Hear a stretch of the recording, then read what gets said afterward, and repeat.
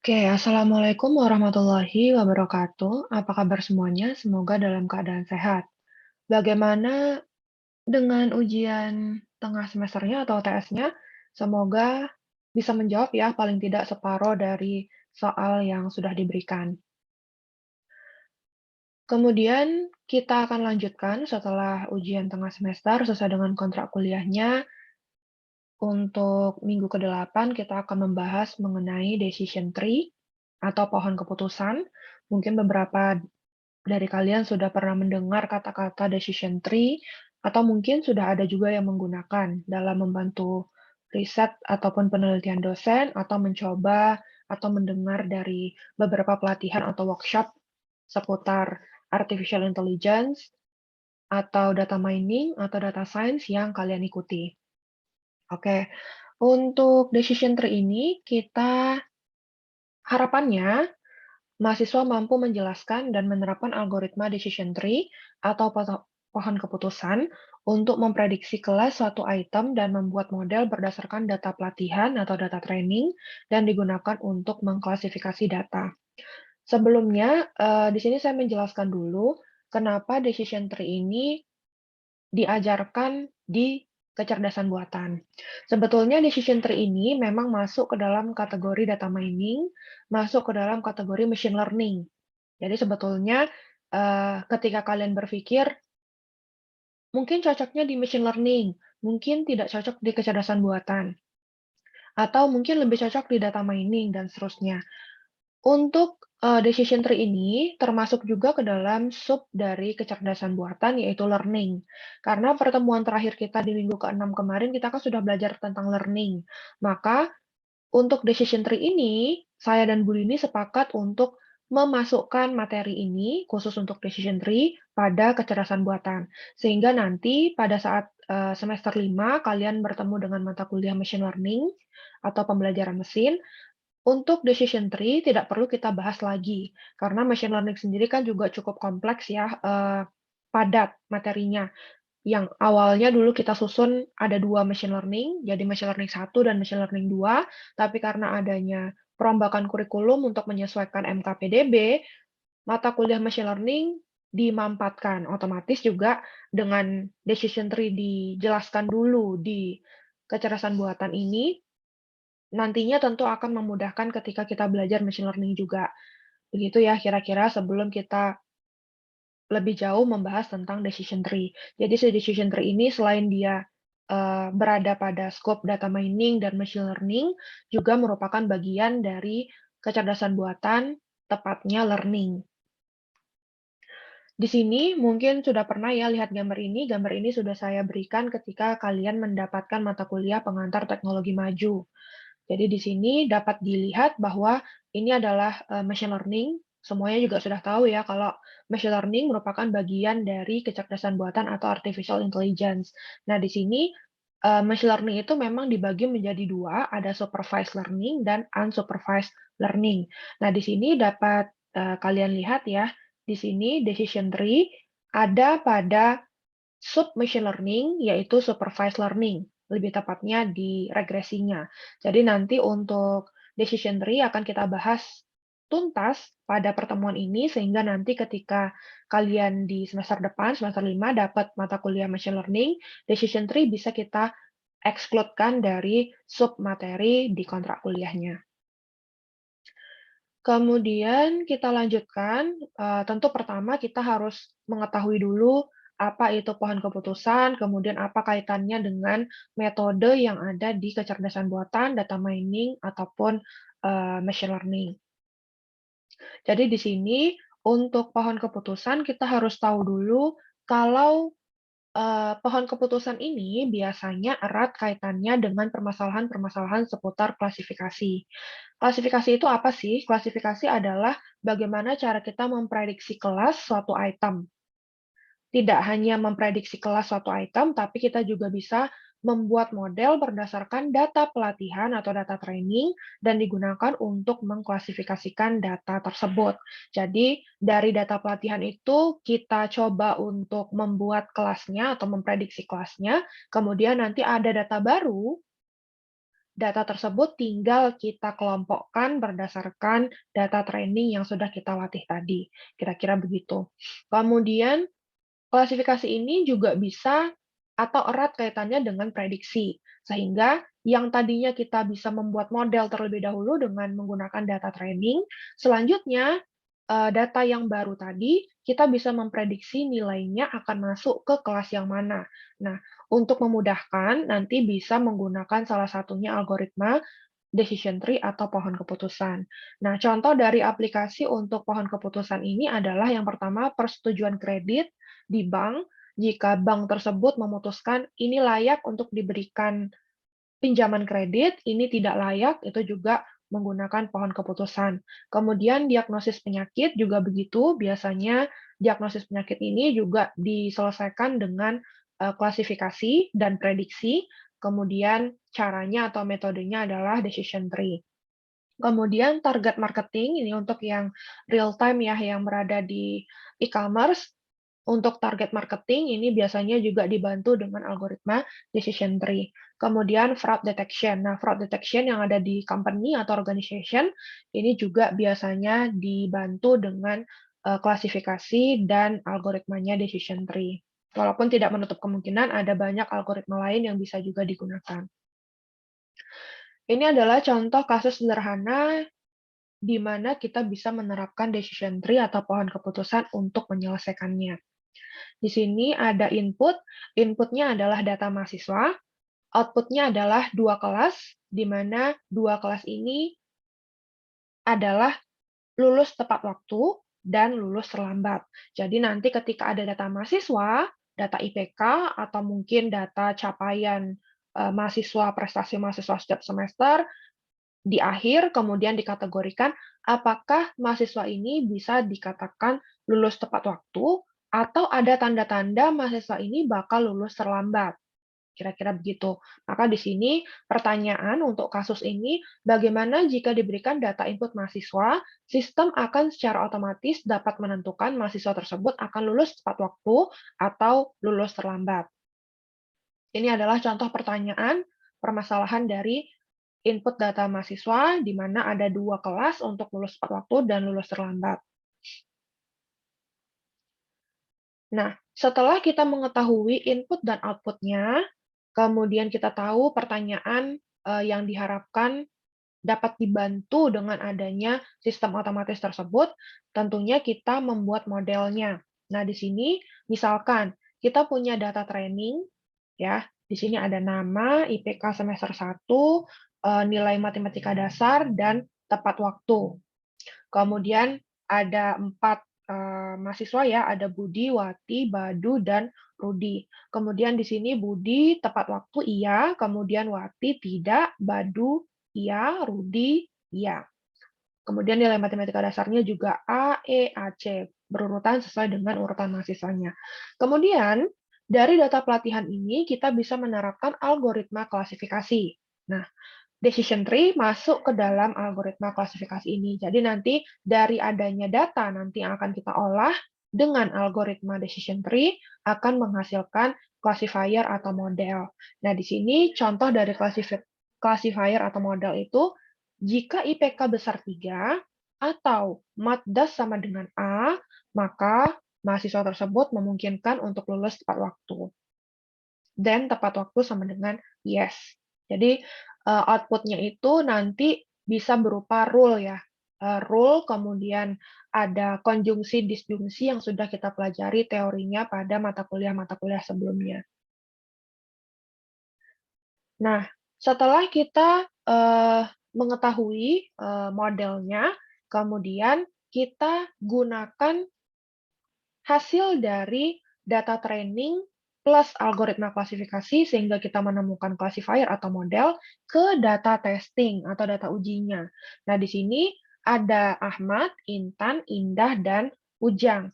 Dengan adanya classifier atau model ini, kita dapat memprediksi apakah Ahmad, Intan, Indah, dan Ujang ini akan lulus tepat waktu atau akan lulus terlambat berdasarkan classifier atau model tadi. Jadi, intinya sekarang adalah Untuk bisa mendapatkan classifier atau model tadi, kan modelnya harus tepat nih supaya kita bisa memprediksi data testing yang juga tepat. Di sini pertanyaannya tentu, sejauh mana model dapat meramalkan? Nah, sejauh mana model ini bisa meramalkan tentu tergantung dari algoritma klasifikasi. Salah satu algoritma klasifikasi adalah decision tree atau pohon keputusan. Oleh sebab itu, kita pelajari pada kesempatan hari ini atau pada minggu ini, kita belajar tentang decision tree. Nah, di sini proses klasifikasi itu berlangsung ya, kurang lebih sama seperti slide sebelumnya. Jadi dari classifier atau model, kemudian ada data baru, misalkan Tatang, IPK-nya 3,0, nilai MATDAS-nya A. Apakah lulus tepat waktu? Berdasarkan classifier atau model tadi, rule-nya tadi ya, if then else, maka bisa dikatakan Tatang ini akan lulus tepat waktu. Yes. Bukan lulus terlambat. Nanti lulus terlambatnya maka dikategorikan no. Kemudian yang perlu diketahui untuk klasifikasi dan pohon keputusan, terutama untuk klasifikasinya ya, proses pembuatan model, jadi yang pertama tentu tidak lepas dari pembuatan model dulu, itu kita menggunakan data latihan atau data training yang nantinya akan menghasilkan model klasifikasi. Kemudian selanjutnya setelah data latihan ini beres kita urusi, kita lanjut ke proses testing model. Data testing model akan menggunakan data testing atau data pengujian. Jadi tidak lagi menggunakan data latih yang sebelumnya sudah kita coba dengan algoritma tersebut. Data testing ini berguna untuk ketika ada data baru, kita mencoba sekaligus untuk melihat ya model atau classifier yang tadi kita buat berdasarkan data latih tadi, itu sudah benar atau masih butuh pendekatan lebih lanjut dengan berbagai cara ya, misalnya threshold-nya diubah atau feature-nya ditambah dan sebagainya. Kemudian yang terakhir, proses klasifikasi. Nah, ini yang awalnya datanya tidak diketahui kelasnya menjadi memiliki kelas. Ya, berbeda ya antara klasifikasi dan clustering. Tidak akan saya bahas di sini bedanya antara klasifikasi dan clustering, bedanya antara supervised dan unsupervised. Itu nanti akan kita bahas spesifik dan khusus pada mata kuliah machine learning. Di sini yang perlu kalian ketahui untuk topik materi kuliah kecerdasan buatan minggu ke-8 adalah adanya proses pembuatan model dengan menggunakan data latih atau data training, proses testing model dengan menggunakan data testing, dan proses klasifikasi. Intinya adalah proses klasifikasi tersebut, data yang awalnya tidak diketahui kelasnya menjadi data yang ada kelasnya. Jadi kelasnya itu kita bentuk dengan menggunakan algoritma klasifikasi. Semoga sudah mengerti ya sampai di sini.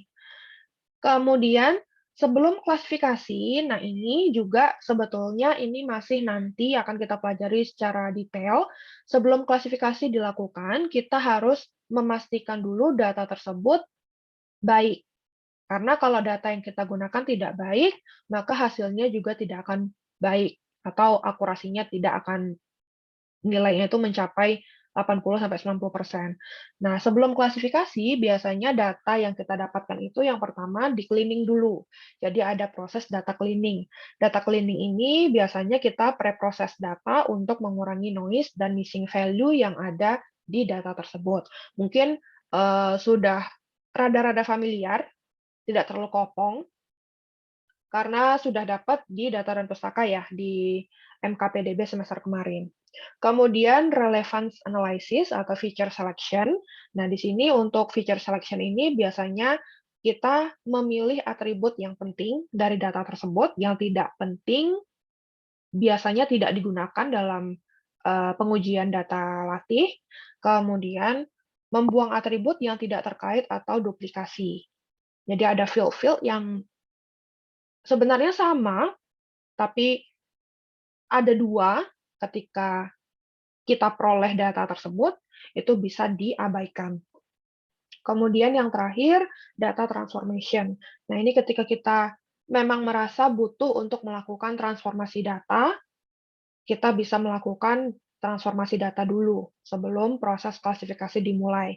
Data transformation ini bisa berupa generalization atau pengglobalan ya, ataupun normalisasi data. Kemudian untuk evaluasi metode klasifikasi, nah di sini ada beberapa cara yang bisa digunakan untuk mengevaluasi metode klasifikasi. Walaupun sebetulnya pada materi hari ini kita tidak akan membahas sampai ke evaluasinya. Jadi cukup untuk hari ini hanya kalian perlu memahami bagaimana algoritma decision tree tersebut bekerja terhadap data yang kita miliki. Untuk metode klasifikasi, evaluasinya itu biasanya terdiri dari akurasi, kecepatan, robustness, scalability, dan interpretability. Akurasi terdiri dari classifier akurasi dan prediktor akurasi. Kecepatan terdiri dari waktu untuk membuat model atau training time-nya itu berapa. Kemudian waktu untuk menggunakan model, klasifikasi, atau waktu prediksinya itu berapa lama. Kemudian ada juga robustness, yang biasanya robustness ini memang evaluasinya itu meranah ke noise dan outlier, serta missing value. Kemudian scalability, efisien untuk proses dengan database management system, karena kan data tentu harus ada database untuk menyimpan data tersebut. Kemudian interpretability, model atau classifier yang dibangun itu mudah untuk dimengerti. Kemudian kita akan masuk ke spesifik ke arah algoritma atau decision tree-nya, di mana tadi di awal saya sudah mengatakan bahwa decision tree ini merupakan kecerdasan buatan, khususnya di learning. Nah, di sini masih harus kita pahami dulu sedikit lagi tentang proses klasifikasi. Klasifikasi adalah proses untuk menemukan model atau fungsi yang menjelaskan atau membedakan konsep atau kelas data dengan tujuan untuk dapat memperkirakan kelas dari suatu objek yang labelnya tidak diketahui. Jadi, untuk data yang sebelumnya tidak tahu kelasnya atau labelnya itu seperti apa, maka kita gunakan proses klasifikasi. Nah, di sini model itu sendiri itu bisa berupa aturan, rules ya, if then else, berupa decision tree, formula matematis, ataupun neural network. Nah, neural network akan kita pelajari di minggu depan.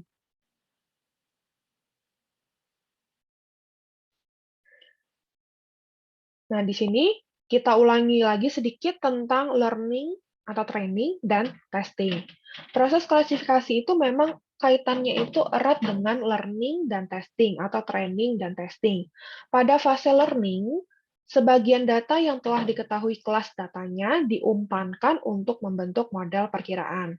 Kemudian pada fase testing, model yang sudah terbentuk dari fase learning tadi diuji dengan sebagian data lainnya yang bukan data training atau data latih untuk mengetahui akurasi dari model tersebut. Bila akurasinya mencukupi, model ini bisa dipakai untuk prediksi kelas dari data yang belum diketahui. Tapi kalau misalnya ternyata hasilnya jelek, hasil akurasi ataupun evaluasinya, maka bisa kita perbaiki atau kita tingkatkan atau kita optimasi lagi algoritmanya. Kira-kira begitu. Jadi kalau kita gambarkan ya,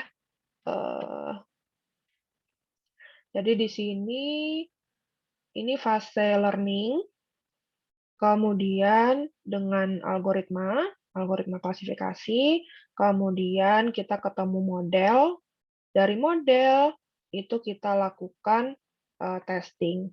Jadi ini adalah kira-kira tahap dari proses klasifikasi. Sampai nanti ujung-ujungnya kalau kita membuat paper, artikel, jurnal, ataupun nanti ketika kalian mengambil kecerdasan buatan fokus skopnya ya di tugas akhir, maka nanti harus ada evaluasinya. Nah, evaluasi di sini bisa dengan confusion matrix, bisa dengan yang tadi ya, robustness, scalability, interpretability, dan lain-lain terhadap model yang sudah terbentuk. Kira-kira begitu. Kemudian kita lanjutkan.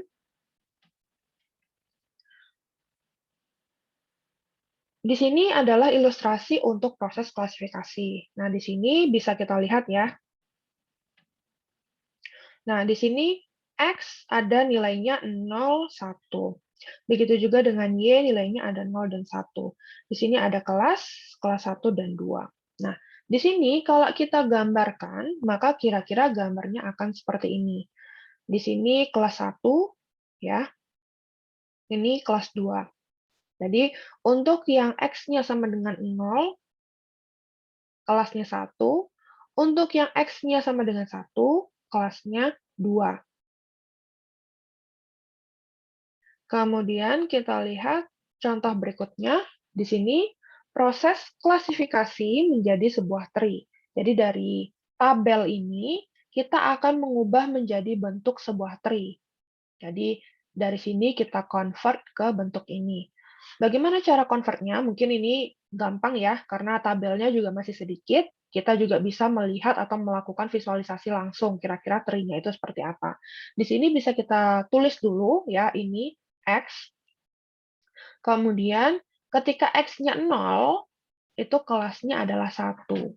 Ya, bisa dilihat. Kemudian ketika X-nya 1, maka kelasnya 2.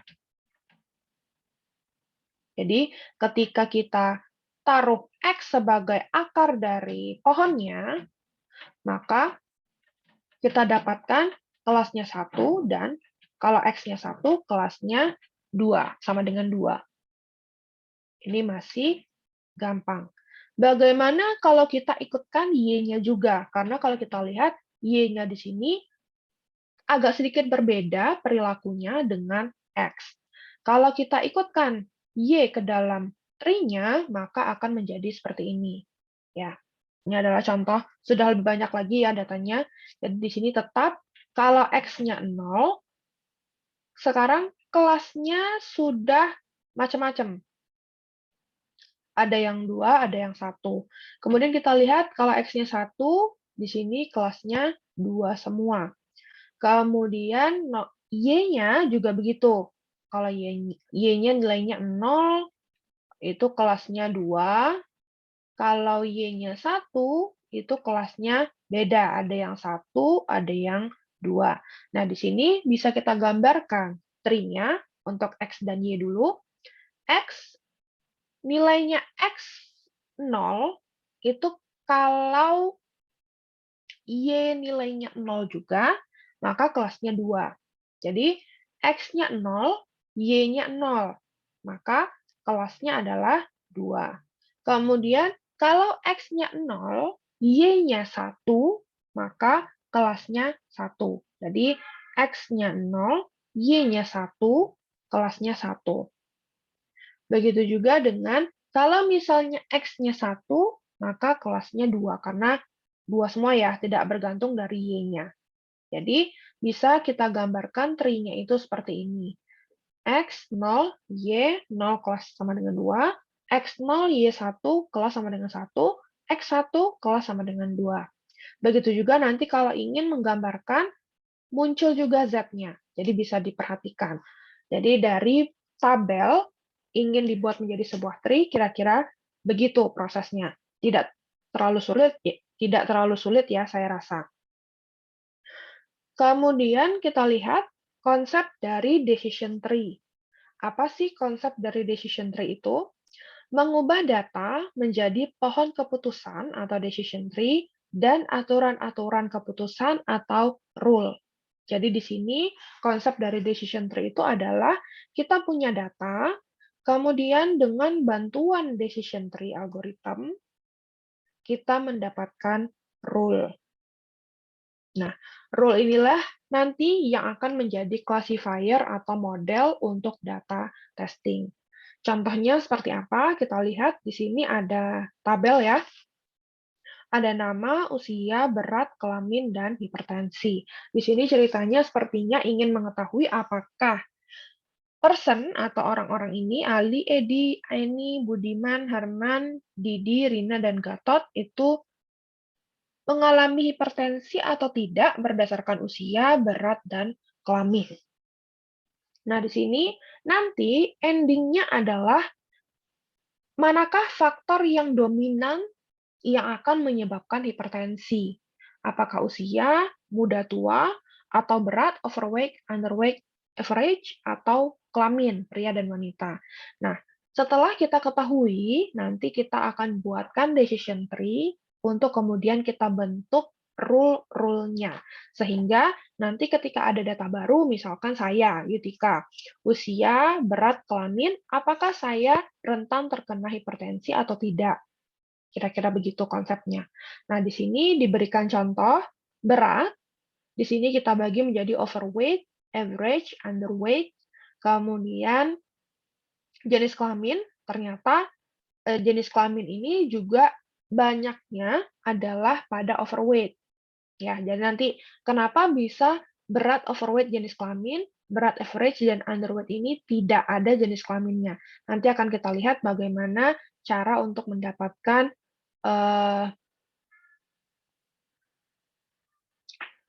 berat, jenis kelamin, dan usia ini mana yang terpilih menjadi faktor yang dominan terhadap data ini.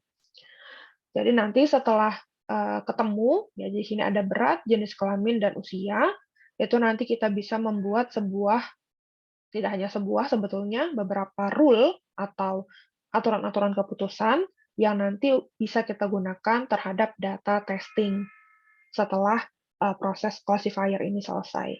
Di sini ya. Di sini kita temukan if dan else, R1, R2, R3, dan seterusnya. Ada disjungsi dan konjungsi juga di rule-nya.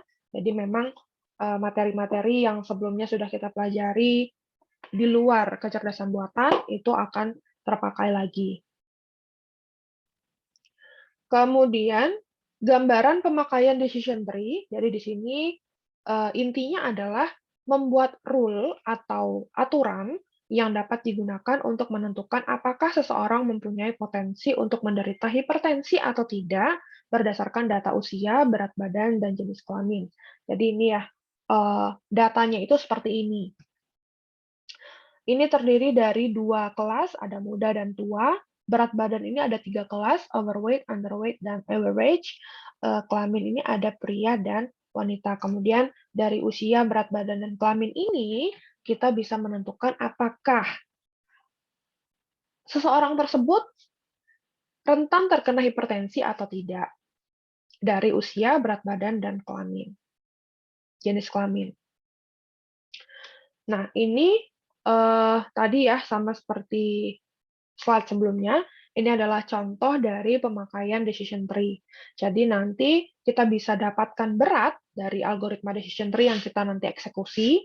Kita dapatkan berat ini merupakan faktor yang paling utama terhadap penentuan apakah seseorang ini rentan terkena hipertensi atau tidak. Jadi nanti ada rumusnya juga ketika kita menentukan dari tiga faktor tadi, ada usia, jenis kelamin, dan berat badan, itu manakah yang ternyata memiliki nilai yang paling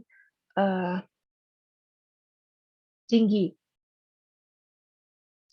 Kemudian kita lihat konsep data dalam decision tree. Ini semacam kayak terminologinya ya, apa aja sih kata-kata yang umum pada decision tree. Kemudian kita lihat yang pertama adalah data. Data dinyatakan dalam bentuk tabel dengan atribut dan record.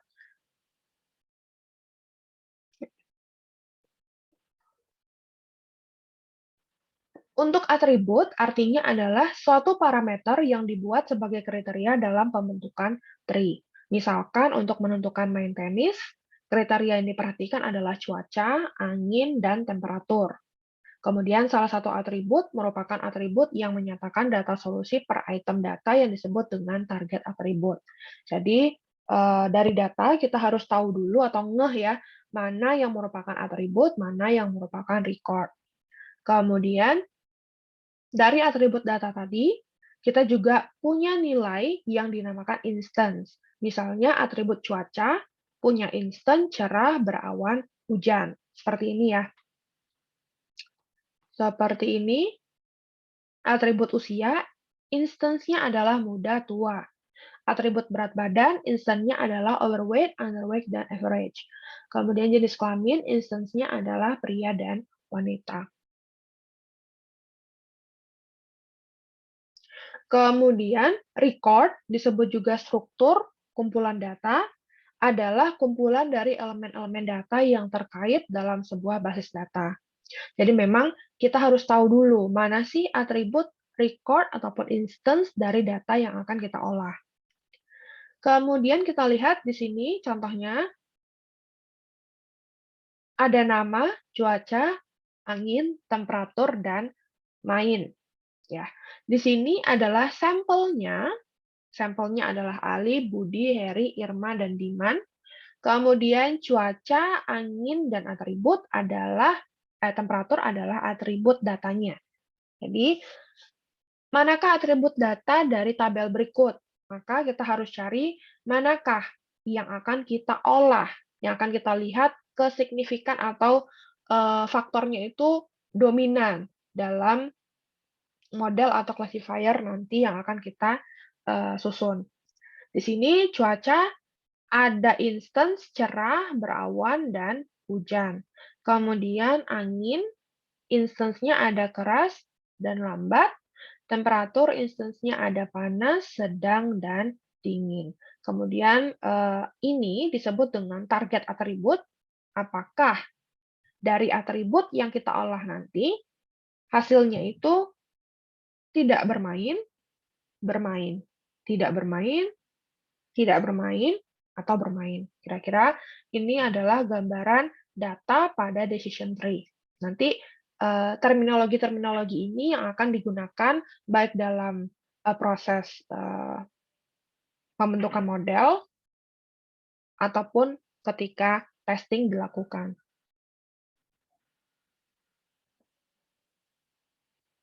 Nah, proses dalam decision tree ini terbagi menjadi 3 pokok utama ya. Yang pertama adalah mengubah bentuk data atau tabel menjadi model tree.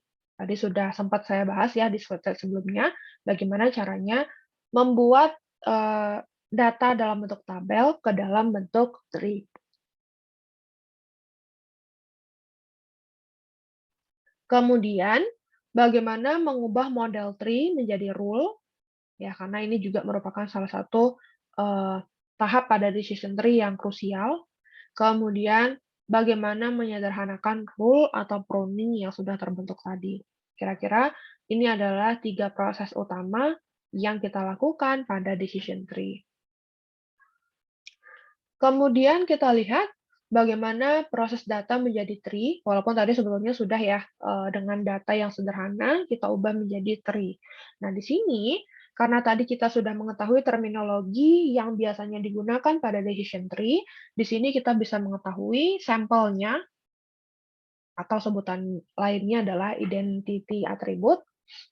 Kemudian di sini ada atribut 1 sampai atribut N yang tergantung ya. Semakin banyak maka akan semakin kompleks proses decision tree-nya nanti, proses klasifikasinya. Kemudian target atribut juga.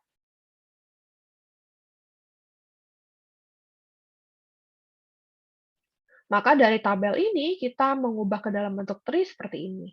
Ya, atribut 1, subset 1, atribut 2. Atribut 1, subset 2, atribut 2. Atribut 1, subset 3, atribut 2. Jadi nanti pasti ada proses ini di awal. Jadi bagaimana caranya mengubah tabel menjadi bentuk tree. Dan ini juga nanti akan sangat membantu ketika proses coding algoritmanya. Karena kan nggak mungkin yang kita coding adalah bentuk tabel. Pasti kita akan bentuk dulu ke dalam tree. Kita bisa tahu manakah yang merupakan leaf, node, root, dan sebagainya. Istilah-istilah yang sudah mungkin kalian ketahui ya ketika kita sudah membahas macam-macam tree, binary tree, dan lain-lain. Kemudian, ini tadi yang saya sebutkan, dari atribut perlu kita ketahui mana sih yang merupakan faktor yang paling penting. Kalau misalnya kita lihat dari gambar tree, yang manakah atribut yang akan mengisi bagian ini? Nah, tentu tidak bisa dicup kali cup ya, misalnya atribut 1, 2, 3, 4. Saya sukanya atribut N, maka N yang di sini. Oh, enggak, saya sukanya atribut 3, maka atribut 3 yang saya letakkan di sini. Tidak seperti itu. Harus dicari dengan formula matematis, karena kita anak sains ya, sains teknik atau engineering, maka harus dicari angka-angkanya. Cara untuk mencari angka-angkanya dengan menggunakan entropi. Sebetulnya tidak hanya entropi, tapi juga nanti kita lihat ada yang namanya gain atau information gain. Untuk entropi, apa nih entropi? Kenapa rumusnya sepertinya menakutkan ya, karena ada log P minus, P plus, dan seterusnya. Entropi atau biasanya notasinya itu adalah S, adalah jumlah bit yang diperkirakan dibutuhkan untuk dapat mengekstrak suatu kelas, baik itu kelasnya itu positif atau negatif. Nah, di sini maksudnya kelas positif dan negatif itu, positif itu yang iya, ya, negatif itu yang tidak. Jadi, kalau misalnya kayak tadi main ya, apakah hari ini hujan, main atau tidak? Tidak. Nah, tidak itu minus. Atau kalau misalnya tadi hipertensi juga, apakah rentan terkena hipertensi, ya atau tidak? Atau bisa juga yang dalam bentuk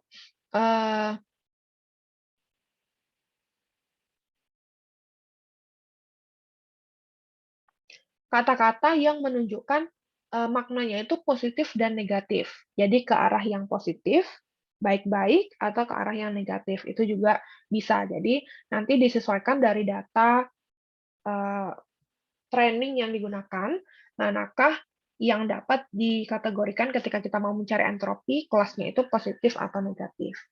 Dari sejumlah data acak pada ruang sampel S. Entropi bisa dikatakan sebagai kebutuhan bit untuk menyatakan suatu kelas. Semakin kecil nilai entropi, maka semakin baik untuk digunakan dalam mengekstraksi suatu kelas. Jadi ketika nanti kita sudah selesai menghitung dengan rumus entropi, jangan lupa untuk memilih nilai entropi yang paling kecil dari atribut tersebut. Semakin kecil nilai entropi, maka semakin baik untuk digunakan dalam mengekstraksi suatu kelas. Jadi bukan nilai yang paling tinggi, tapi nilai yang paling kecil kalau entropi.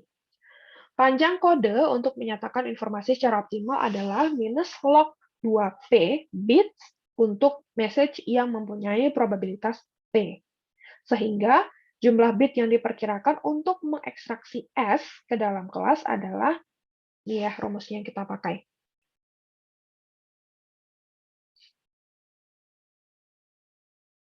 Kemudian kita lihat apa sih dari rumus ini, apa sih maknanya. Entropi S sama dengan minus P plus log 2 P plus minus P minus log 2 P minus. Nah, ini gambarnya ya. Bagaimana entropi tersebut jika digambarkan. Nah, untuk S adalah ruang data sampel yang digunakan untuk training. Kemudian P plus adalah jumlah yang bersolusi positif atau mendukung pada data sampel untuk kriteria tertentu, sedangkan untuk yang minus adalah yang bersolusi negatif atau tidak mendukung pada data sampel untuk kriteria tertentu. Kira-kira begitu ya. Jadi jangan sampai kebalik mana itu P plus, mana itu P minus, karena berbeda. Nanti akan berpengaruh pada perhitungan. Nah, di sini yang perlu diketahui lagi, nilai entropi sama dengan 0 jika semua contoh pada S, pada ruang sampelnya itu berada pada kelas yang sama. Sedangkan entropi nilainya 1 itu jika contoh positif dan negatif dalam ruang sampel S adalah sama. Jadi bisa diingat ya untuk entropi 0 itu apa, entropi 1 apa. Tapi kalau entropinya itu berada di antara 0 sampai 1, ya ini sampai 1, S-nya, entropi S, maka artinya adalah jumlah contoh positif dan negatif dalam S tidak sama. Jadi berapa nilainya, misalnya 0,6 atau 0,4 atau 0,2 dan seterusnya. Nah, di sini nanti sesuai dengan aturannya entropi tadi, yang dipilih, ada atribut yang terpilih adalah yang nilainya paling kecil dari nilai entropi atribut-atribut yang tersedia. Nah, ini adalah studi kasus yang coba kita selesaikan dengan decision tree. Studi kasusnya adalah penentuan hipertensi yang tadi ya kita ingin melihat bagaimana sih proses dari algoritma decision tree tersebut untuk memodelkan atau classifier. Ini narasinya dulu. Data diambil dengan 8 sampel dengan pemikiran bahwa yang mempengaruhi seseorang menderita hipertensi atau tidak itu adalah usia, berat badan, dan jenis kelamin. Usia punya instance muda dan tua, berat badan punya instance underweight, average, dan overweight, jenis kelamin punya instance pria dan wanita. Maka kita dapatkan data sampel yang digunakan untuk menentukan hipertensinya. Ini ya datanya tadi, ini sama sebetulnya dengan data yang kita lihat pada slide sebelumnya. Setelah kita lihat, kita analisis data sampelnya, langkah selanjutnya untuk mengubah data tabel ini menjadi data tree dalam bentuk tree adalah yang pertama menentukan node terpilih dan menyusun tree-nya. Jadi tidak bisa langsung serta-merta menyusun tree-nya. Kalau sudah ahli, mungkin bisa ya dengan melihat, apalagi datanya kecil ya, sudah bisa tahu bagaimana nih modelan tree-nya. Tapi untuk yang belum familiar dengan bagaimana caranya mengubah data menjadi tree, mungkin dua langkah ini bisa membantu menentukan node terpilih dan menyusun tree.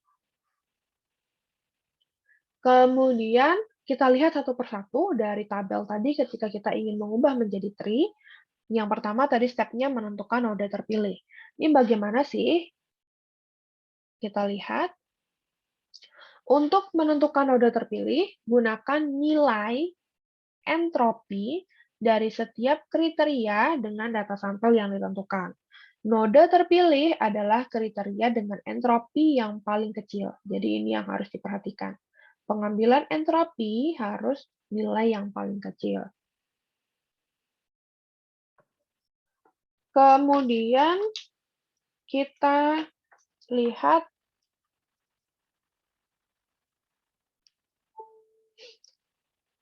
contohnya. Nah, di sini dari studi kasus hipertensi tadi, kita pilih dulu node awal. Contohnya, ini contoh perhitungan dulu ya, perhitungan kecil, bagaimana caranya kita menggunakan rumus entropi, supaya nanti ketika datanya besar, cukup banyak maksud saya di sini, itu bisa dengan mudah kalian gunakan rumus entropi. Nah, di sini, misalkan usia hipertensi jumlah. Usia muda dan tua, instance-nya, hipertensi ada ya, ini termasuk yang P+, tidak, ini termasuk yang minus. Jadi yang mendukung dan tidak mendukung. Kemudian di sini ada jumlahnya 1, 3, 2, 2. Kemudian kita hitung dengan menggunakan rumus entropi. Ya, tadi ada minus bla bla bla bla log plus P plus P minus dan seterusnya. Jadi nanti bisa dilihat kembali rumusnya di slide sebelumnya. Usia sama dengan muda. Untuk yang kita hitung pertama adalah usia sama dengan muda. Q1 sama dengan minus 1/4. Dari mana 4 ini? 1 plus 3. Jadi, karena kita mau menghitung usia sama dengan muda, maka kita lihat di sini. Usia sama dengan muda. Kemudian 1/4, 1/1 tambah 3, log 2, 1/4, tetap sama ya, 1 ditambah 3, dikurang 3/4. Karena yang tidak mendukung itu adalah 3. Yang mendukung 1, tidak mendukung 3. Tadi di sini kan rumusnya P plus ya. Kemudian yang ini adalah P minus. Jadi nanti jangan sampai salah posisi ketika menggunakan rumus entropinya. Kemudian kita lakukan perhitungan atau kalkulasi, dapatlah hasilnya 0,1. Kemudian untuk usia sama dengan tua, itu juga kita lakukan rumus perhitungan dengan entropi. Q2 sama dengan minus 2/4, 2/2 plus 2. Ini yang P plus ya. Untuk yang P minus di sebelah sini. Ini 2/4 juga P plus, kemudian 2/4 karena ini juga yang minusnya itu juga nilainya 2. Jadi sebetulnya hampir-hampir sama dengan yang tidaknya. 2/4, 2/4. Maka Q2 nilainya adalah 1. Dengan demikian, kita bisa ketahui entropi untuk atribut usia yang insertnya ada muda dan tua, yaitu 4/8 Q1 plus 4/8 Q2 sama dengan 4/8 Q1-nya 0,81 plus 4/8 Q2-nya 1 sama dengan 0,91. Ya, ini untuk yang muda, ini untuk yang tua. Oke, saya berikan waktu mungkin 1-2 menit untuk memahami bagaimana menghitung nilai entropi pada tabel data training yang sudah ada.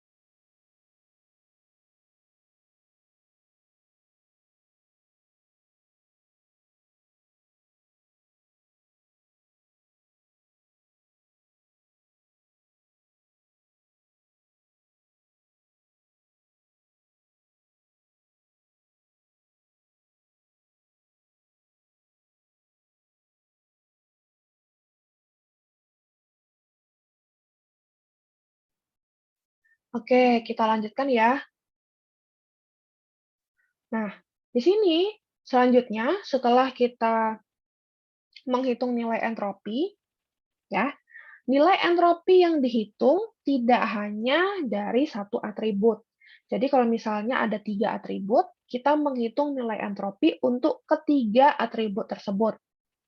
Jadi misalkan tadi di data training tadi kita punya atribut usia, jenis kelamin, dan berat. Nah, maka kita juga harus menghitung nilai entropi untuk setiap atribut tersebut. Di sini contohnya usia, kemudian jenis kelamin, dan berat. Jadi tadi dari ini ya, ini kita kelompokkan dulu.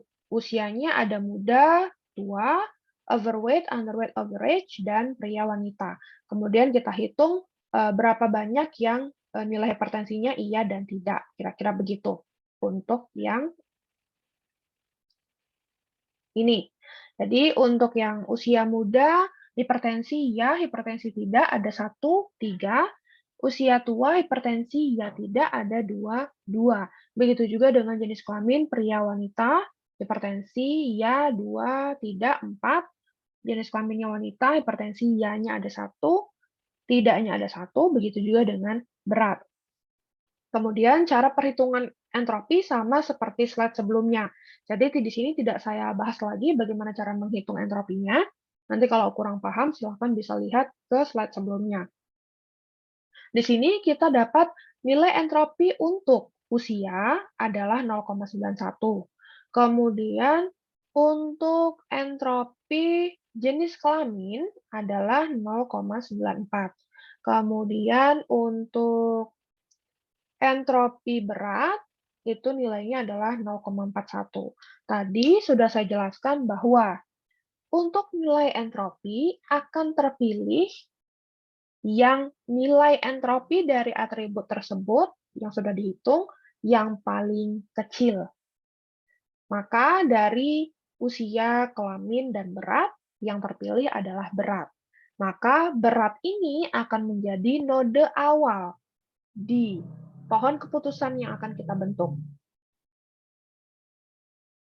Nah, di sini kita lihat berat sudah masuk menjadi node awal atau sudah kita buatkan.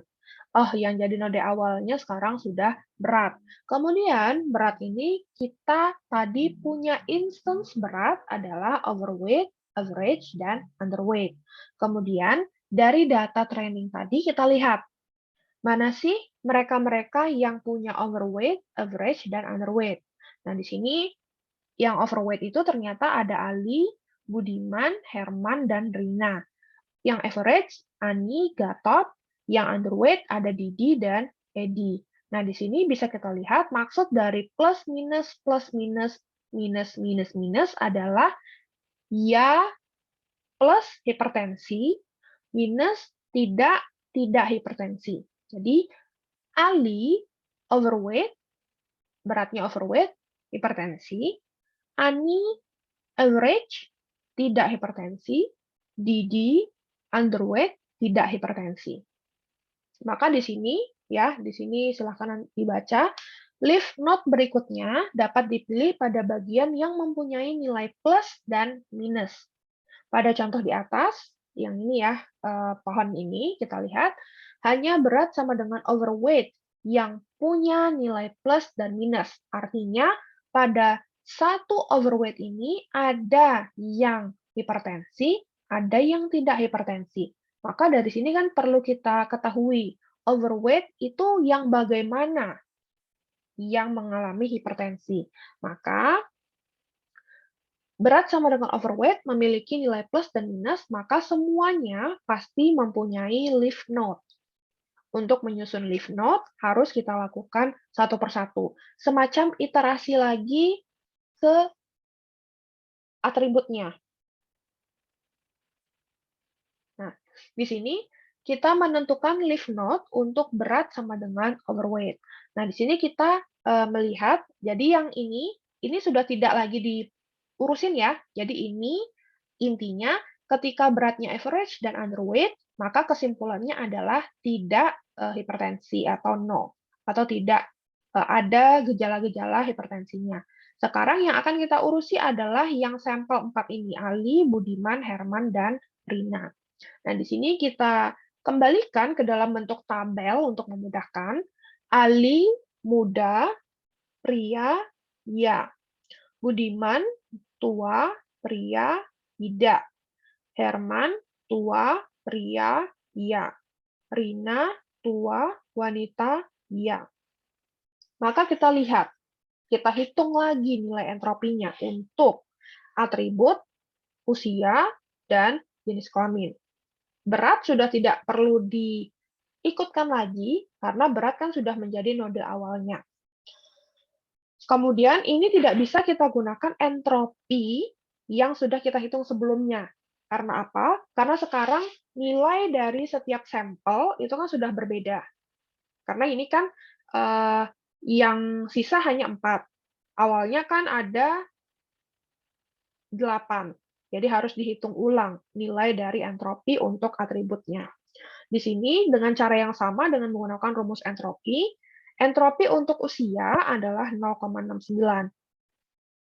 Atribut jenis kelamin, entropinya juga 0,69.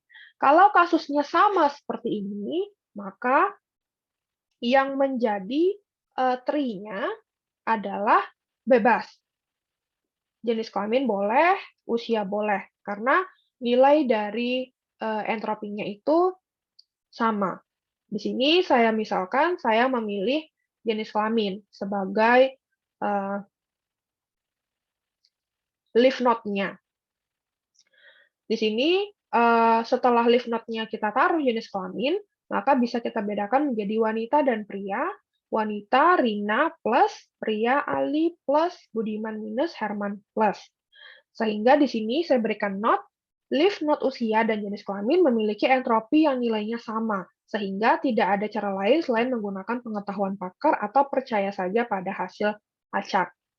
Jadi ya bebas, mau ditaruh usia atau jenis kelamin, intinya begitu. Atau bisa kita konsultasikan dengan expert. Mungkin untuk hipertensi ini bisa ke dokter ya, atau ahli-ahli yang mengerti mengenai hipertensi. Kemudian selanjutnya hasil tree akan seperti ini. Kalau kita lanjutkan tree-nya sampai selesai. Berat, overweight, average, underweight, ini udah jelas tidak hipertensi. Kemudian jenis kelamin, wanita, karena tadi wanitanya hanya ada satu dan plus, maka jenis kelamin wanita yang overweight ini cenderung untuk kena hipertensi, sedangkan untuk yang pria itu bisa dikelompokkan berdasarkan usia, atribut terakhir yang kita miliki, muda dan tua. Muda ini akan terkena hipertensi, sedangkan tua itu ada yang kena, ada yang tidak. Jadi di sini ya. Jadi kita bentuk dari datanya. Kemudian pada usia sama dengan tua, ternyata ada satu data yang menyatakan iya dan satu data menyatakan tidak. Nah, keadaan di sini ini perlu dicermati. Pilihan hanya dapat ditentukan dengan campur tangan seorang pakar.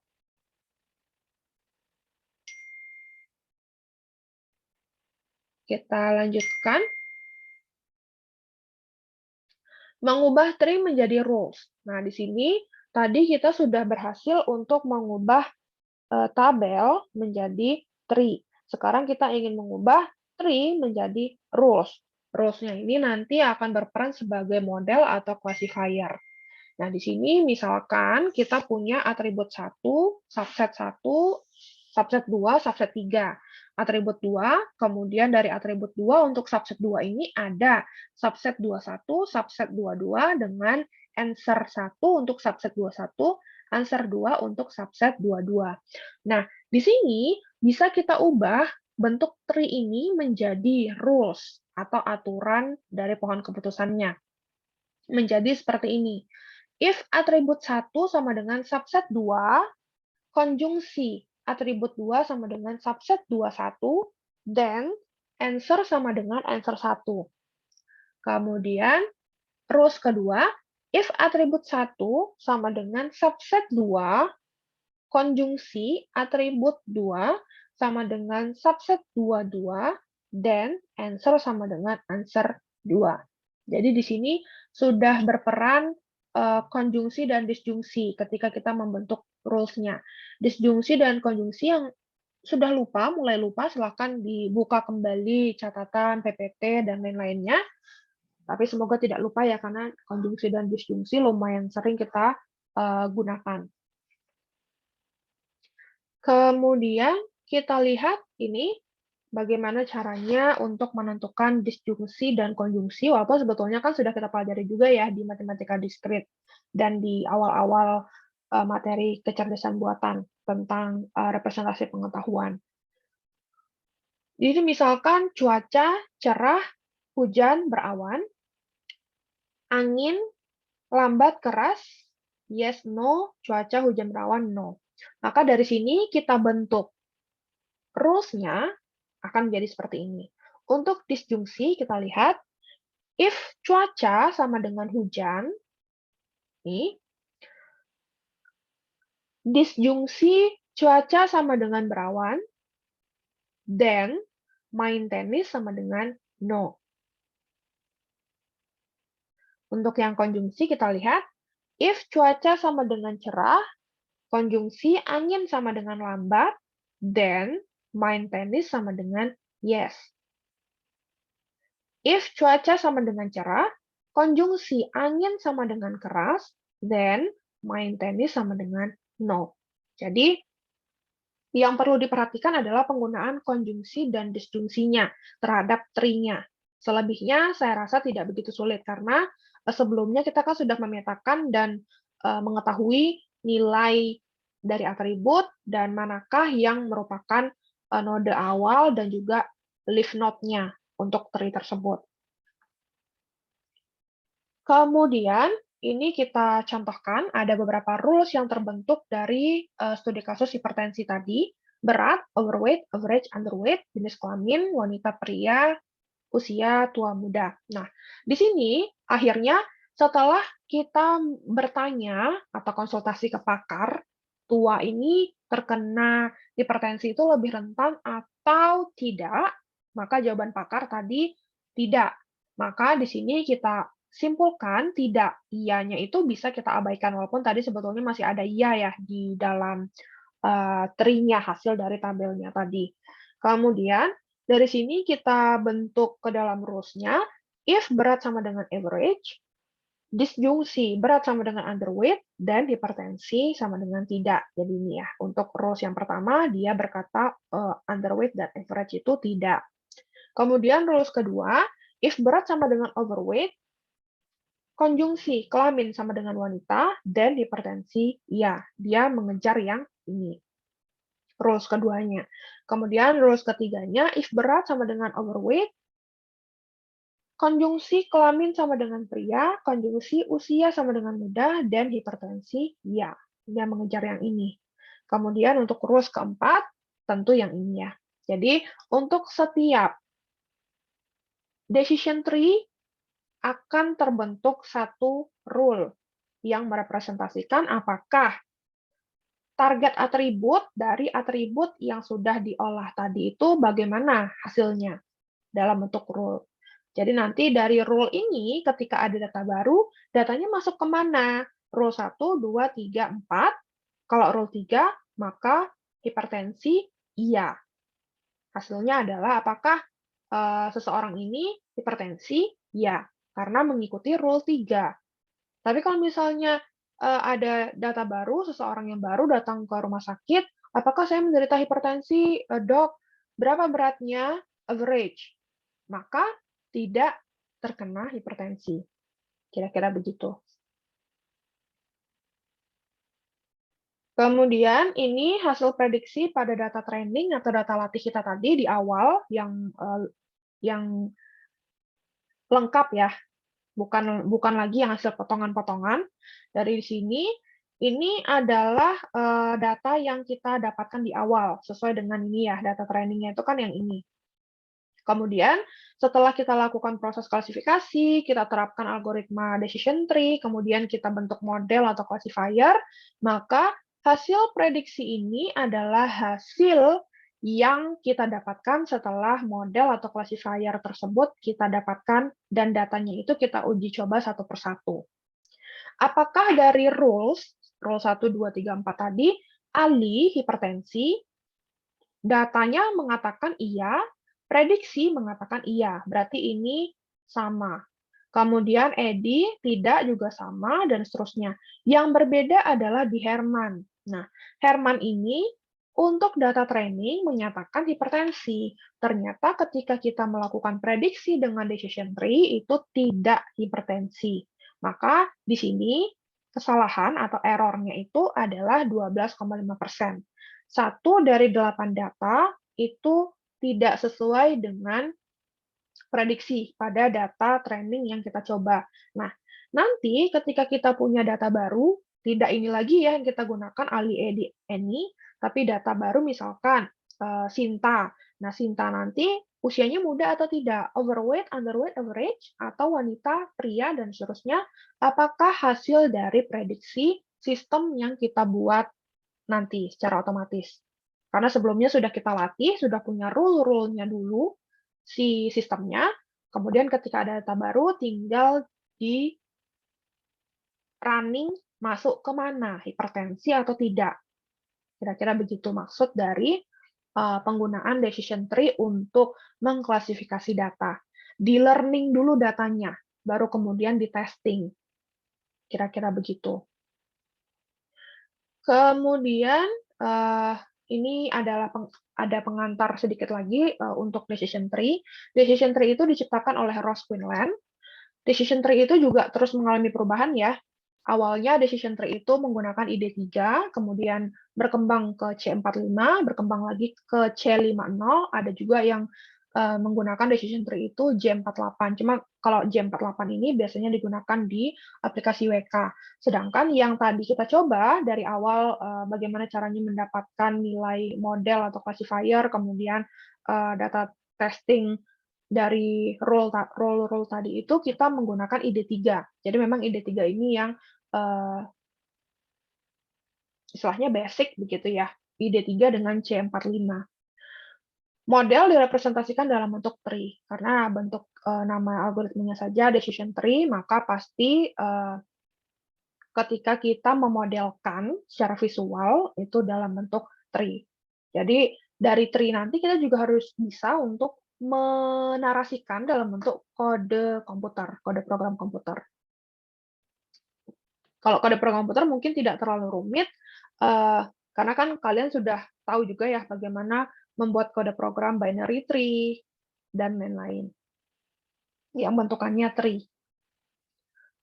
Kemudian, ini sekilas tentang ID3 dan C45. ID3 merupakan singkatan dari iteratif dichotomizer 3. Idenya adalah membuat pohon dengan percabangan awal atribut yang paling signifikan, yang paling bisa membuat partisi antara iya dan tidak, plus dan minus.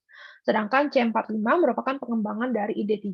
Beberapa perbedaannya, yang pertama, mampu menangani atribut dengan tipe discrete atau continue, kemudian mampu menangani atribut yang kosong atau missing value, dan bisa memangkas cabang. Untuk yang C45 ini mungkin nanti akan kita pelajari lebih lanjut di machine learning. Intinya adalah untuk pertemuan hari ini, karena kita fokus pada learning dari kecerdasan buatan, maka saya rasa untuk ID3, decision tree ID3 itu sudah cukup. Yang penting konsepnya dapat.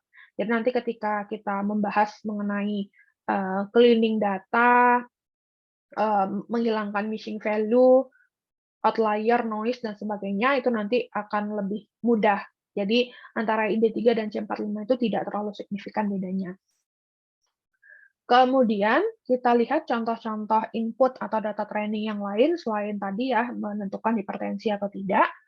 Ada juga yang bentuknya seperti ini, age, income, student, credit rating, dan bias komputer. Apakah hasil akhirnya itu atau target atributnya itu membeli komputer atau tidak. Nah, di sini yang perlu diperhatikan bedanya dengan hipertensi tadi.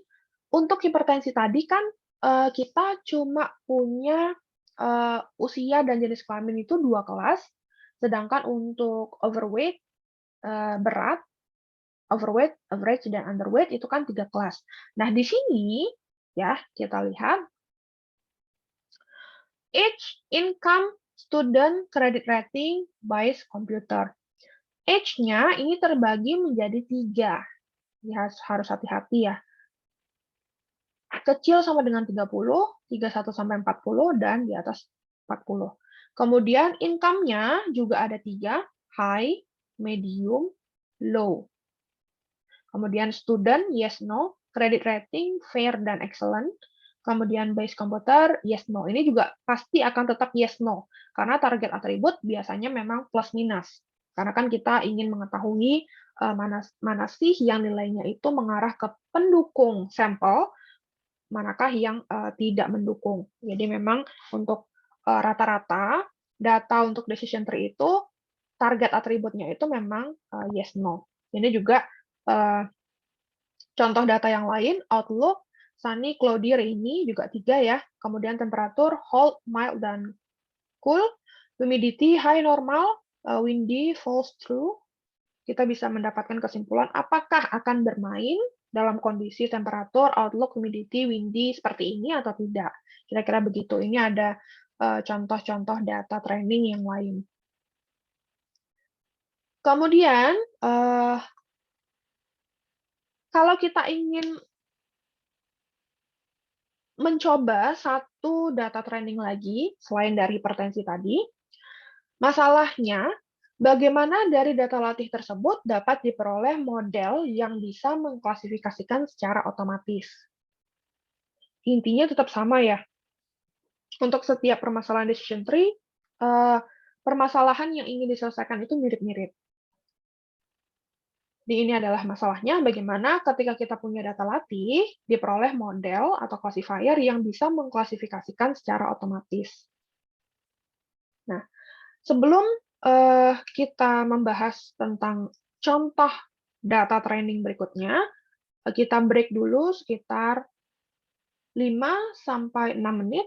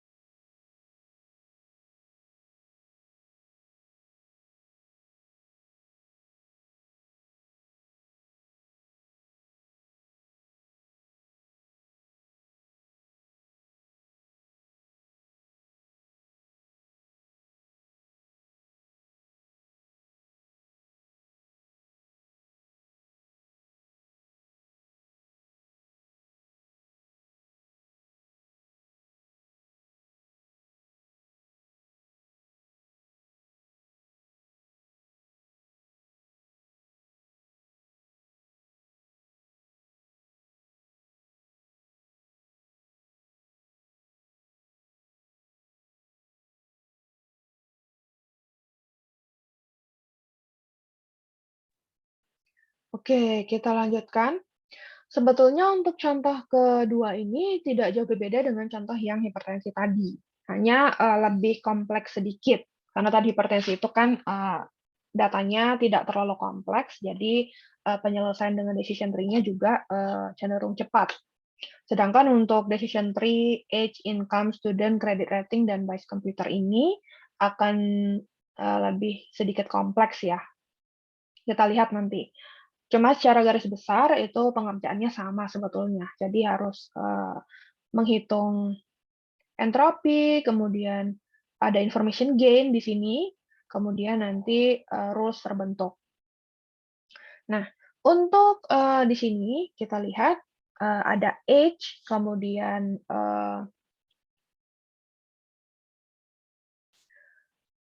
age ini Ada kecil sama dengan 30, 31 sampai 40, dan besar 40. Kemudian ada juga atribut student, ada atribut credit rating. Hasil atau target atributnya adalah membeli komputer atau tidak membeli komputer. Ini adalah bentuk dari decision tree-nya. Dari sini. Kalau kita ubah atau transformasikan dari tabel menjadi tree. Sekarang kita lihat, apakah benar transformasi dari tabel ini menjadi bentuk tree seperti ini. Juga tetap sama ya, caranya harus melewati perhitungan dulu. Ini tadi sudah sempat kita bahas juga, tree itu bisa direpresentasikan sebagai rules. Jadi nanti dari tree kita bentuk rules, model atau classifier. Ini tadi sudah sempat kita bahas. Kurang lebih sama ya. Mau pakai konjungsi disjungsi, mau pakai or, and, SOR, dan lain-lain, ya. Notasi-notasi itu juga merupakan pembantu ketika kita memiliki rules. Boleh pakai or, boleh pakai disjungsi, konjungsi, if, then, else, dan seterusnya. Kemudian, bagaimana cara memilih atribut? Nah, untuk memilih atribut, ini tidak jauh berbeda dengan yang sudah kita bahas pada studi kasus hipertensi. Ya, tadi pada data kita lihat kita punya atribut age, student, credit rating untuk menentukan apakah dia ini membeli komputer atau tidak membeli komputer. Sama caranya. Cara pemilihan atribut selain dengan menggunakan entropi, kadang-kadang kita juga harus memperhitungkan information gain. Entropi itu apa? Information gain itu apa? Entropi itu ukuran kemurnian, semakin murni, semakin homogen, semakin rendah nilainya. Makanya ketika kita mencari rumus entropi tadi di studi kasus hipertensi, yang kita pilih adalah yang nilai entropinya paling kecil untuk menjadi node awal atau leaf node ketika atribut tersebut kita hitung entropinya. Sedangkan untuk information gain, artinya adalah pengurangan entropi yang disebabkan oleh partisi berdasarkan suatu atribut. Yang perlu diingat adalah semakin besar information gain, sama dengan atribut tersebut akan semakin membuat homogen, akan semakin bagus. Jadi berbeda dengan entropi. Entropi yang diambil adalah nilai yang paling rendah dari atribut tersebut, sedangkan information gain akan memilih atribut dengan nilai yang paling besar. Jadi jangan sampai keliru. Kemudian kita lihat, untuk entropi, ya, entropi itu untuk dua kelas, kelasnya plus dan minus. Rumusnya tetap sama seperti rumus ketika kita menghitung atau menentukan hipertensi atau tidak hipertensi. Jadi tidak ada perubahan rumus. Kemudian kita lihat, entropinya itu kalau misalnya kelasnya lebih dari 2, jadi tidak hanya plus minus, tidak hanya ya dan tidak, misalnya ada ya, ragu-ragu, dan tidak, maka ada 3 kelas. Untuk menghitung nilai entropi kelas yang besar dari 2, kita gunakan rumus ini. Info D, ini maksudnya adalah entropi. Ya, kadang-kadang ada yang menyebutkan info, ada yang menyebutkan entropi, sama. Rumusnya adalah ini. Tinggal disesuaikan ya, karena hampir sama seperti rumus-rumus matematis yang lain. Jadi kalau misalnya lebih dari 2, itu biasanya kan memang ada ini ya. Sum dari PI log 2 PI. Kemudian kita lihat untuk information gain. Untuk information gain, ini rumusnya adalah ini. Ya. Kemudian kalau kita ingin mencari gain A, sama dengan info D dikurang info AD. Artinya, gain A itu seberapa besar entropinya berkurang akibat adanya atribut A. Makin besar nilai gain A akan semakin bagus.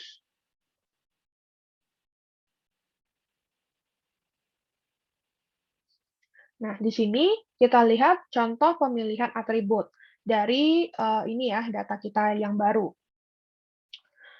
Kelas P, base komputernya yes, kelas N, base komputernya no. Jadi di sini kita punya dua kelas P dan kelas N.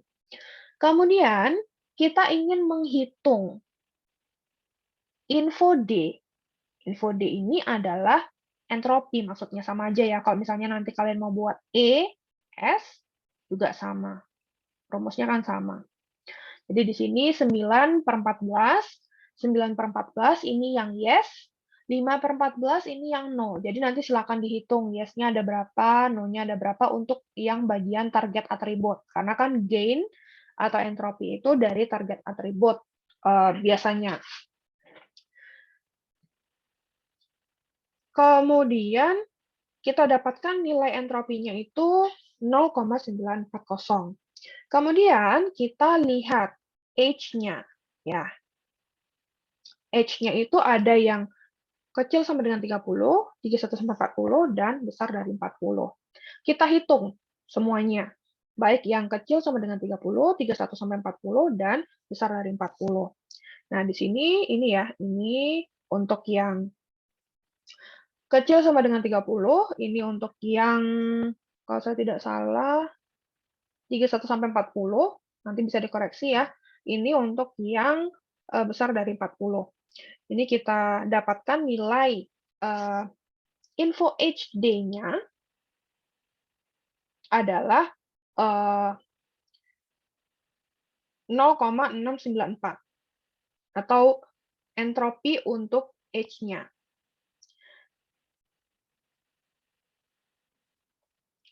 Kemudian setelah ini untuk memudahkan ya, boleh dibuat tabel bantuan seperti ini. Tapi kalau tidak, juga tidak apa-apa, langsung kita hitung berdasarkan tabel yang utamanya. Kemudian dari info H atau entropi H dengan entropi target atribut, itu kita kurangi. Karena tadi kita ingin mendapatkan nilai information gain dari atribut H. Nah, di sini kita kurangi 0,940 dikurang 0,694, sama dengan 0,246. Maka gain, information gain, sama dengan 0,246. Ya, begitu juga ketika kita mencari nilai information gain untuk income, student, dan credit rating. Caranya sama. Jadi nanti kita cari info student, info income, info credit rating. Kemudian kita kurangkan 0,940 dikurang info income, student, dan credit rating. Dapatlah hasilnya 0,029, 0,151, 0,048. Nah, di sini tadi, kalau kita menghitung dengan menggunakan gain, bukan hanya entropi, yang dipilih adalah nilai yang paling besar, bukan yang paling kecil. Jadi, ketika kita bandingkan, gain H 0,246, income 0,029, 0,151, dan credit rating 0,048, yang terpilih adalah H, karena nilainya 0,246, yang paling besar ya di antara semua ini. Maka, yang menjadi not awalnya adalah H. Tetap sama. Yang membedakan hanya information gain entropi saja. Setelah itu, not awal dan leaf note-nya tetap sama. Mau kelasnya ada 2 atau lebih dari 2.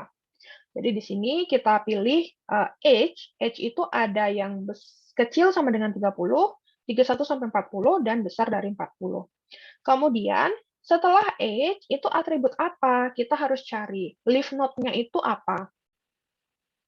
Kita proses sampai setiap cabang pada tree-nya itu ada satu kelas saja. Jadi kalau masih ada besar dari satu kelas, harus kita cari nilai untuk mendapatkan leaf node-nya. Nah, sini selanjutnya kita proses data yang kecil sama dengan 30. Ini ya yang kita proses. Kemudian, untuk yang tadi, kita bisa cek juga, 31-40 ini base komputernya apa? Besar dari 40, base komputernya apa? Kalau misalnya sudah ada satu kelas, iya saja atau tidak saja, maka sudah tidak perlu diproses lagi. Itu sama seperti contoh pada hipertensi tadi. Di sini untuk yang 31 sampai 40 itu ternyata nilainya itu sudah yes semua, artinya kita tidak perlu memproses lagi. Kemudian untuk pemilihan atribut selanjutnya, ternyata yang terpilih adalah student. Maka student itu kita bisa klasifikasikan ada no dan yes. Maka kita dapatkan gain student nilainya adalah 0,97 dikurang 0. Ini ya nilainya untuk entropi student, entropi dari atribut student. Hasilnya adalah 0,97. Maka kemudian kita hitung juga untuk credit rating. Kemudian hasilnya 0,02, 0,95 dikurang 0,02 hasilnya 0,4.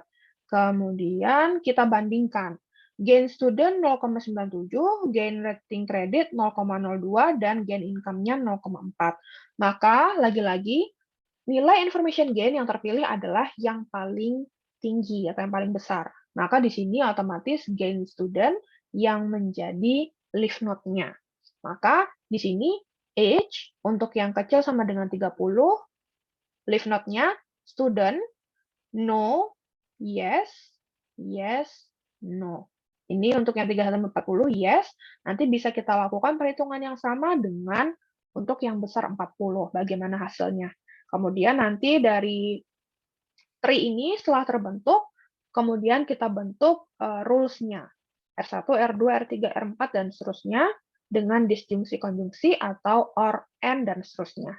Kira-kira begitu. Jadi yang membedakan hanya perubahan penggunaan entropi information gain, bedanya di mana information gain dan entropi, dan cara mencarinya. Sebetulnya tidak terlalu beda ya, tapi cukup signifikan kalau kelasnya itu 2 dan lebih dari 2. Kira-kira begitu. Mengapa decision tree? Ini sebagai penutup ya. Tadi sudah kita tahu caranya bagaimana memproses data training dengan decision tree. Mengapa decision tree mudah diimplementasikan? Yang pertama, algoritmanya tidak begitu rumit. Kemudian yang kedua, hipotesis yang dihasilkan mudah dipahami. Karena rules-nya tadi itu sangat membantu data testing untuk bisa dikelompokkan menurut rules-nya itu. Kemudian efisien juga. Keuntungan decision tree dalam bentuk nilai atribut nilai, kondisi ideal adalah jika isi nilai jumlahnya itu sedikit, misalnya panas, sedang, dingin, berangin, hujan, sunny, dan lain-lain. Outputnya diskrit, training data bisa tidak lengkap. Jadi tidak harus datanya itu benar-benar yang perfect.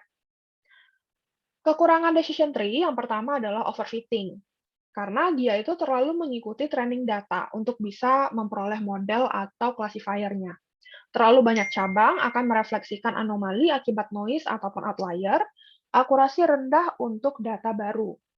Dua pendekatan untuk mengatasi kekurangan dari overfitting ini, yang pertama adalah pre-pruning, hentikan pembuatan tree di awal, tidak men-split node jika goodness measure di bawah threshold, dan post-pruning, artinya membuat cabang setelah tree tersebut jadi. Cuma ini tidak akan saya jelaskan bagaimana menghindari overfitting decision tree, karena ini merupakan optimasi dan peningkatan algoritma. Jadi ini sudah tidak termasuk dalam capaian pembelajaran mata kuliah, terutama untuk topik decision tree pada kecerdasan buatan. Nanti jika berminat, bisa membaca sumber tentang decision tree, ada banyak ya sebetulnya. Kemudian nanti jika tertarik, mungkin bisa mencoba ataupun ikut course gratis ya tentang decision tree dan lain-lain. Jadi banyak nanti cara untuk belajar decision tree lebih lanjut. Nanti kalau di mata kuliah Machine Learning semester 5 kita juga masih akan ketemu dengan decision tree sebagai bagian dari algoritma Machine Learning. Jadi untuk decision tree ini cukup powerful ya, karena digunakan di kecerdasan buatan Machine Learning, kemudian digunakan juga di data mining ya. Kalau pernah dengar data mining itu salah satu algoritmanya juga ada decision tree. Makanya tadi J48 decision tree itu menggunakan WK. WK adalah aplikasi data mining, statistik yang lumayan populer digunakan, sama seperti MATLAB. Kira-kira begitu yang bisa saya sampaikan untuk decision tree. Semoga paham ya, karena algoritmanya tidak begitu rumit atau tidak begitu kompleks perhitungan matematisnya, hanya nanti mungkin ketika, sudah selesai mengerjakan, secara manual, mengotomatiskannya menjadi kode program itu tidak saya ajarkan di sini, silahkan pelajari sendiri bagaimana ya kalian, jago coding saya rasa, jadi tidak perlu saya ajarkan bagaimana, membuat kode program dari hasil, eee, kalkulasi atau perhitungan manual, sebuah algoritma. Untuk, tugas pada minggu ini tidak sulit, jadi karena kan kita terpotong Idul Fitri, jadi silahkan dicoba, saya sudah taruh, kode program contoh sederhana untuk, eee, studi kasus decision tree, jadi sudah saya taruh di GitHub saya, silahkan di-download dari GitHub saya, kemudian dicoba running. Bagaimana hasil dari decision tree yang terbentuk untuk permasalahan tersebut.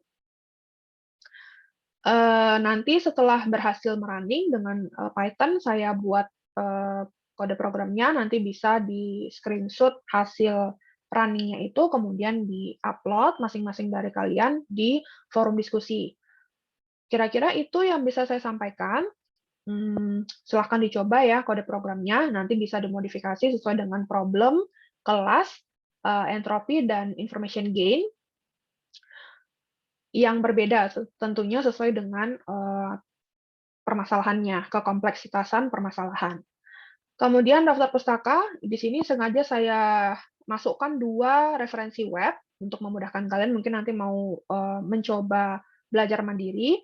Di sini algoritma decision, tree classification, ada webnya saya cantumkan, kemudian yang kedua, kalau misalnya ingin menghitung entropi dan information gain dengan menggunakan Excel.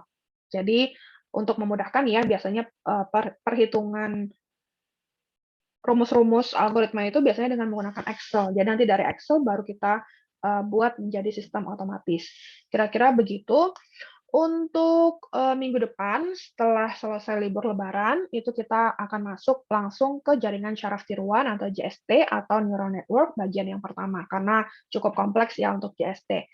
Kira-kira begitu yang bisa saya sampaikan sehingga, untuk learning pada kecerdasan buatan itu sudah saya sampaikan semua, sehingga kita nanti bisa fokus pada jaringan saraf tiruan, kemudian, optimasi ya, untuk, sisa kontrak kuliah kecerdasan buatan.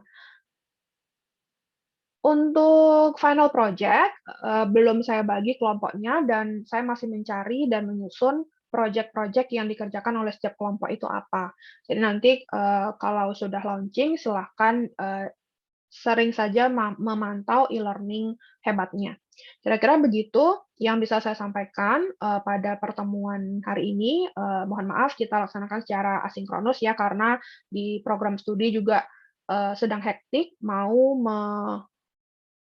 melaksanakan visitasi akreditasi. Doakan semoga semuanya berjalan lancar, proses persiapan visitasi akreditasinya, sehingga mendapatkan hasil akreditasi yang baik, sehingga nanti kalian juga lulus, akreditasi prodi kita sudah baik, dan dapat membantu kalian, melamar pekerjaan di perusahaan yang diinginkan. Kalau misalnya perusahaan tersebut memperhitungkan, akreditasi program studi. Kira-kira begitu, saya ucapkan selamat, liburan, selamat menunaikan hari raya Idul Fitri, selamat berkumpul dengan keluarga kembali, yang kembali ke kampung halamannya, yang pergi lebaran jalan-jalan, jangan lupa menerapkan, protokol kesehatan dan tetap jaga kesehatan. Kira-kira begitu ya, saya akhiri untuk materi perkuliahan minggu ini. Saya tutup, assalamualaikum warahmatullahi wabarakatuh.